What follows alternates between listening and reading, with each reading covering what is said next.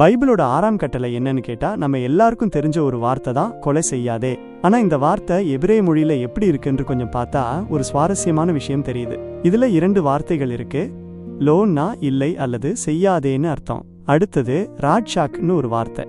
இந்த ராட்சாக்னு சொல்ற வார்த்தை 1 ராஜாக்கள் 21ஆம் அதிகாரத்துல ஆகாப் ராஜா நாபோத்தின் உயிரை எடுத்த சம்பவத்துக்கும் பயன்படுத்தப்படுகிறது.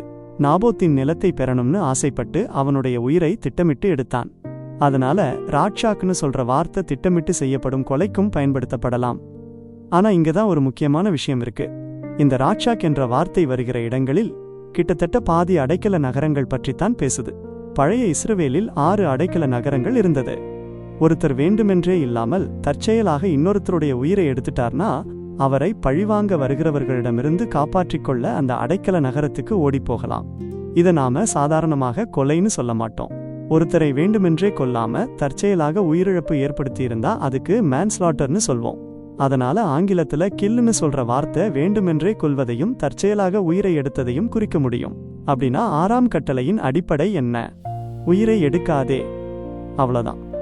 ஒரு மனித உயிர் தேவனுடைய பார்வையில் அவ்வளவு மதிப்பு மிக்கது. அதனால எந்த நோக்கத்தோடும் எந்த சூழ்நிலையிலும் ஒரு உயிரை முடிப்பது சாதாரணமான விஷயம் இல்லை. உயிர் என்பது மிகவும் அடிப்படையானதும் முக்கியமானதும் மதிப்பு மிக்கதுமாக இருக்கிறது. அதனால அடிப்படை விதி என்னன்னா உயிரை எடுக்கக்கூடாது.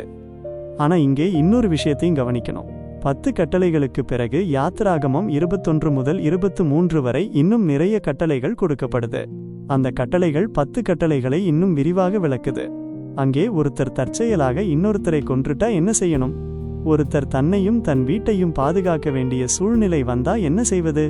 இப்படிப்பட்ட பல சிக்கலான சூழ்நிலைகளுக்கு சட்டங்கள் கொடுக்கப்படுது. அதாவது வாழ்க்கையில் எல்லாமே ஒரே மாதிரி எளிமையாக இருக்காது. ஆனா கொலை பற்றிய விஷயம் முதலாக சொல்லப்படும் போது கட்டளை ரொம்ப சிம்பிளா இருக்கு. கொல்லாதே, அதை செய்யாதே. ஏன்னா மனித உயிரோட மதிப்பு அவ்வளவு பெரியது.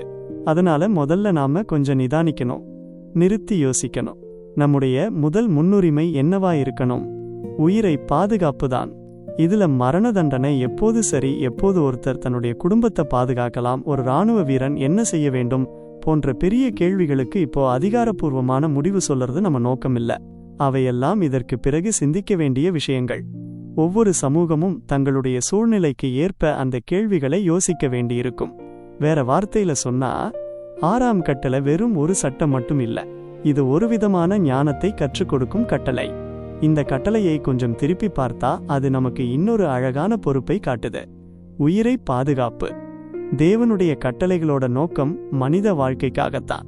அதனால நம்முடைய சிறந்த சிந்தனை, நம்முடைய சக்தி, நம்முடைய அறிவு, நம்முடைய நேரம், நம்முடைய ஒழுக்க உணர்வு, இவை எல்லாத்தையும் எதற்காக பயன்படுத்தணும்? உயிரை பாதுகாக்கவும் வாழ்க்கை செழிக்கவும். அதுதான் 6ஆம் கட்டளையின் ஆழமான நோக்கம். கொலை செய்யாதேன்னு மட்டும் சொல்லாமல் உயிரை மதிக்கிறவனா இரு, உயிரை பாதுகாக்கிறவனா இரு, மற்றவர்களின் வாழ்க்கை நன்றாக வளர உதவி செய். இதுதான் இந்த கட்டளை நமக்கு கற்றுக் கொடுக்கும் மிக முக்கியமான பாடம்.